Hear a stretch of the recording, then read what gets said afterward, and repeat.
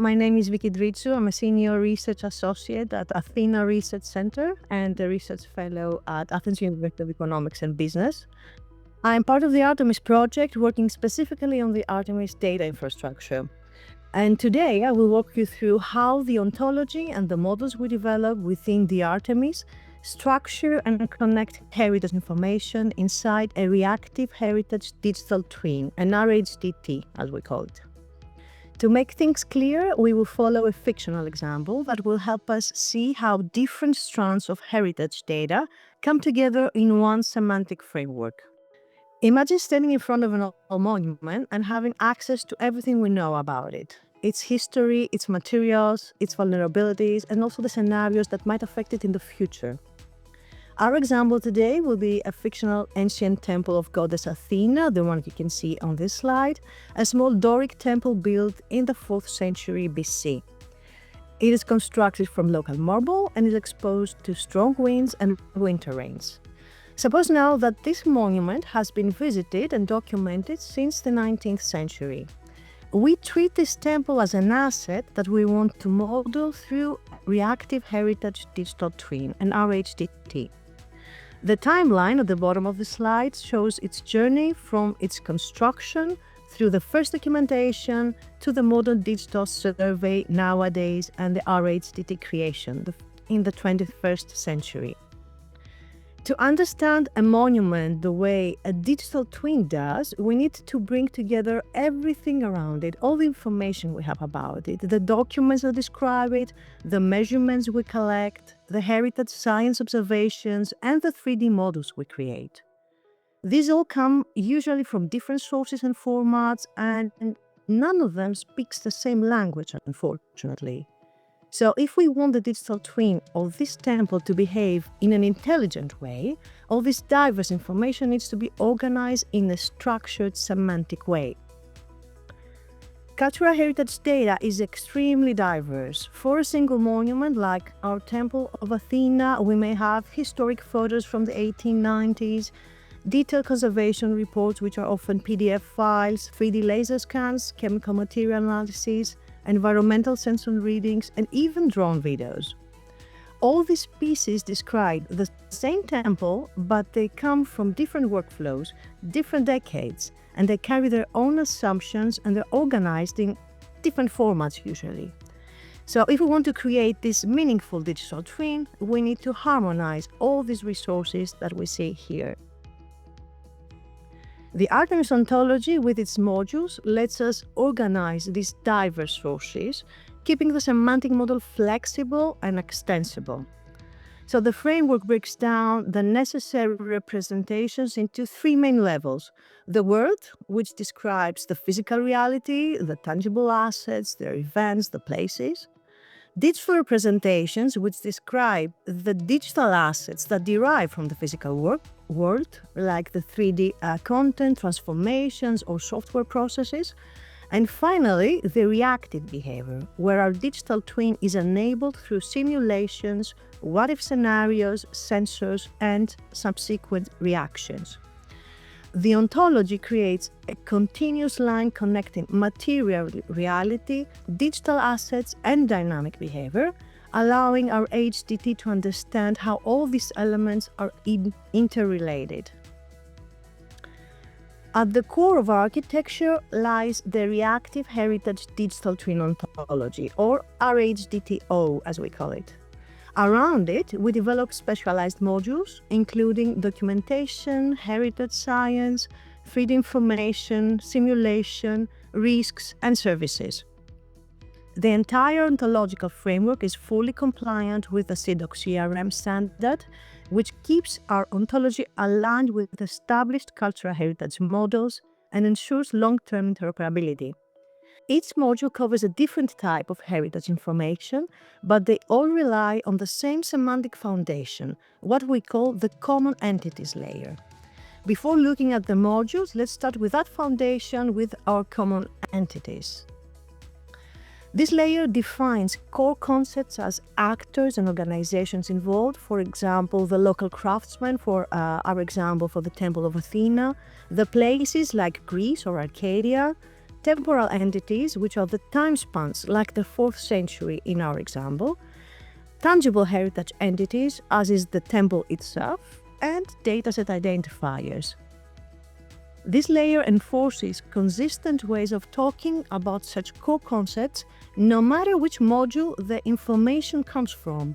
That's what later allows us to ask precise and complex questions across the whole system. For example, questions like, find all structures built with this specific type of marble, or show me all Doric temples in Greece that have been scanned after 2020. This foundational layer is modeled according to the CDOC CRM standard and aligned with a broader CDOC family of models. So every module we develop inherits a well-tested semantic backbone, and the entire RHDT remains interoperable with established heritage data standards. With this foundation in place, we can build all the specialized modules on top of it. The Heritage Science module captures the context of scientific investigation. It records how we know what we know. It represents not only the measurements, but also the methods, the instruments, and the conditions under which these have been produced. For our temple, the Temple of Athena, this might include monitoring rising moisture at the steps using humidity sensors, or analyzing salt crystallization on the lower column drums using techniques like XRD-XRF. Because the sampling and measurement context is recorded semantically, these scientific observations remain comparable over time and are meaningful when linked across other modules. Let me now walk you through the 3D information module. Its purpose is to give 3D models a clear semantic structure to record how its version was produced, how it relates to earlier versions, and how these modules connect back to the heritage asset. In our model, a 3D object isn't just a file, it has a life cycle. Whenever a model is cleaned, meshed, or reoriented, even segmented, that step is represented as a transformation operation that generates a new version of the 3D model. This makes the entire 3D workflow explicit and traceable. We can also include here non-physical parameters that affect the digital outputs, like the lighting setup used during the visualization, and these details help preserve the provenance of the rendered result. So the module doesn't simply store 3D data, it captures the full chain of versions, the operations that produced them, and the contextual parameters that shaped each output. This is part of the formal model behind the 3D information module. I will not walk through the whole diagram and get too technical. I just want to highlight here how we capture the versioning of 3D models through transformation operations. As you can see, a transformation operation, for example, a simple rotation for our Temple of Athena, or any geometric operation that updates its pose, takes one 3D model as an input and produces another 3D model as an output. We can also attach immaterial condition states like the virtual lighting, camera parameters, or rendering settings that were used to generate the visualization. All of these, the models, their versions, the workflows, and the conditions under which they have been generated, become part of the semantic structure. This lets us trace how each version of the temple's 3D representation came to be and how it fits into the wider knowledge base. Now let's see how this looks inside the Artemis knowledge base. This is a visual graph that demonstrates how these concepts look in Artemis KB, the knowledge base, using the GraphDB semantic graph database. This graph explicitly links the 3D models, which are these blue nodes, to their corresponding transformation operations, these light purple nodes. Here we see two 3D transformation operations linking three different 3D models of the Temple of Athena. Each transformation operation is linked to its specific transformation matrix, shown as a pink node, and I have also attached here a real 4x4 matrix right next to them. These transformation matrices describe actions like rotations and translations that we perform during the alignment or registration of 3D assets. For instance, this bottom matrix applies a 45-degree rotation and then translates our 3D model. The graph also stores the associated immaterial condition states. In our example, here is the lighting setup of 3D model number 2. These virtual conditions explain precisely how a visual output was produced, and they are represented explicitly in our knowledge graph. This provides a fully traceable version history, allowing us to follow the lineage of any 3D model, understand the virtual conditions of its creation, and also link it back to other modules in the ontology. Moving ahead to the simulation and risks modules, this is where the digital twin moves from description to action. It becomes reactive. The simulation module allows us to test what-if scenarios, for example, how the temple behaves during a heavy storm, or how it might react to a moderate earthquake. These scenarios help us understand where the structure is most vulnerable. The risk module adds a predictive layer. It describes threats and hazards, identifies affected elements, and links risks directly to scientific evidence and simulation outcomes. Examples might include classifying soil weathering on lower columns as high risk, or roof tile loss to wind as medium risk. Together, these modules move the RHDT beyond static description into monitoring, forecasting, and decision support. When we bring all these modules together, we end up with a single coherent knowledge graph. Every piece of information about the Temple of Athena is connected through shared semantic entities, allowing our HDT to interpret and reason across layers that speak the same language. This integration allows us to answer complex cross-domain questions because all the information is now connected through a shared semantic layer.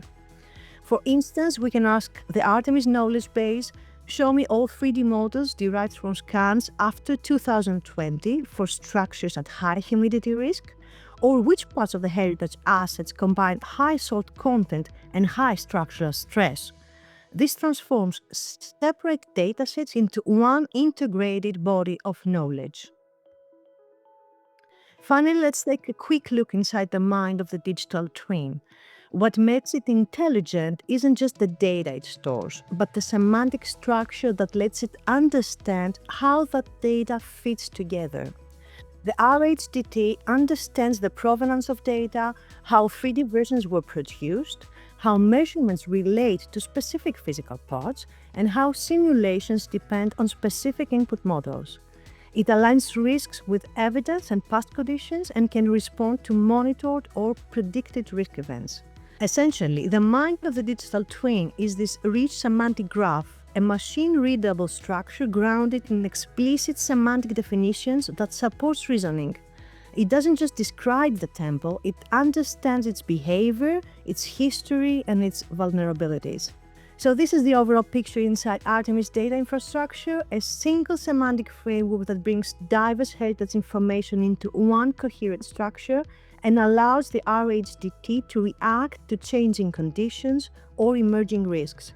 It helps us understand how knowledge is created, how it connects, and how it evolves over time. Our goal in Artemis is to make this integrated knowledge interoperable, reusable, and grounded in established standards, supporting research, conservation, and long-term stewardship in a reliable and efficient way. Thank you very much.